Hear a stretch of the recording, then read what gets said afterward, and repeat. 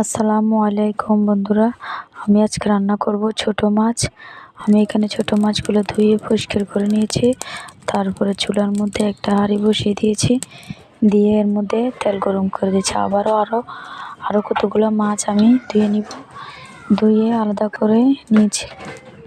তারপর আমি এখানে নিচে পেঁয়াজ কুচি, লঙ্কা কুচি, তারপরে শুকনা মরিচের গুঁড়া, হলদের গুঁড়া, তারপরে এর মধ্যে দিয়ে দেবো লবণ, হালকা জিরা মশলার গুঁড়া, দিয়ে জিরা ধনিয়া মিক্স করা মশলার গুঁড়া দিয়ে দেবো।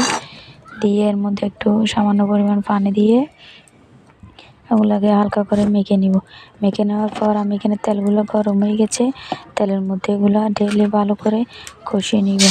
এগুলো কষানো ভালো করে কষিয়ে নিতে হবে, যাতে এটা মুরগির মধ্যে কষানো হয়ে গেলে তারপর আমি এর মধ্যে দিয়ে দিব পরিষ্কার করে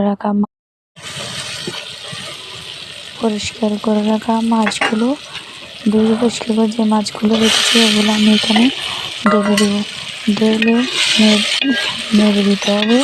এখানে কোনো পানি ব্যবহার করা যাবে না, কারণ এই মাছগুলো থেকে, ছোটো মাছ থেকে অটোমেটিক পানি উঠে আসে। এখানে পানি দিলে মাছের স্বাদটা চলে যায়। দেখুন, নেড়ে চেড়ে ঢাকনা দিয়ে করে দেবো। দেখুন, হয়ে গেছে আমার ছোটো মাছের রেসিপি।